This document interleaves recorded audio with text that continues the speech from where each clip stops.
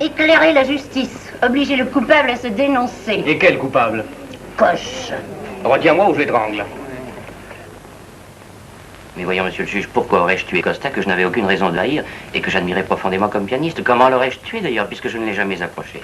Et tout ceci est prouvé, contrôlable. Je vous ai donné l'emploi de mon temps exact. Tous les témoins l'ont confirmé. Mais c'est évident, monsieur le juge. La limite de mon client est inattaquable. L'accusation ne repose sur rien. Doucement.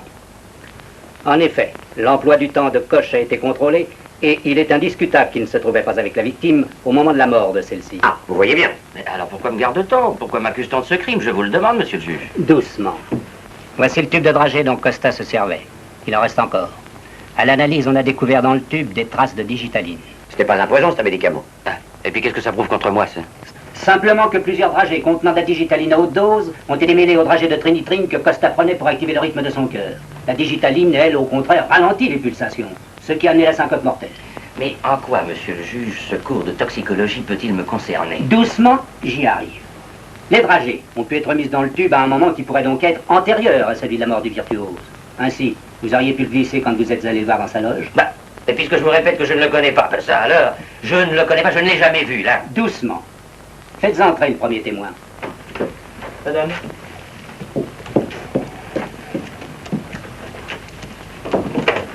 Ah, Corinne. Asseyez-vous, je vous prie.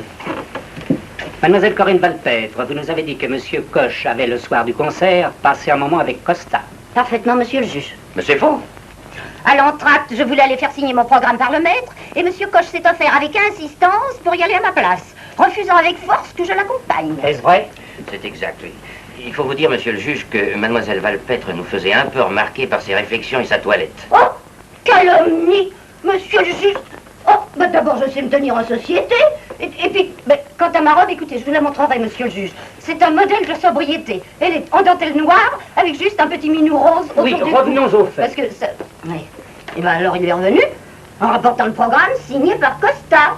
Ah, et quand je lui ai demandé s'il y avait beaucoup de monde auprès de lui, il m'a répondu. Mais alors là, je cite textuellement.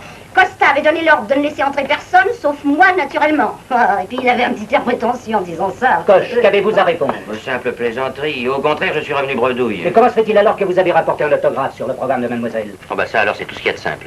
J'ai imité sa signature en la copiant sur le programme d'une jeune fille qui avait eu la chance de rencontrer Costa. Quelle jeune fille? Je ne sais pas, elle a disparu. D'ailleurs, elle m'a abandonné son programme entre les mains. Monsieur Coche a toujours eu beaucoup d'imagination. Qu'est devenu ce programme? Mais est-ce que je sais, moi? Pensez bien, à ce moment-là, j'étais loin de soupçonner que Costa sera assassiné et moi accusé.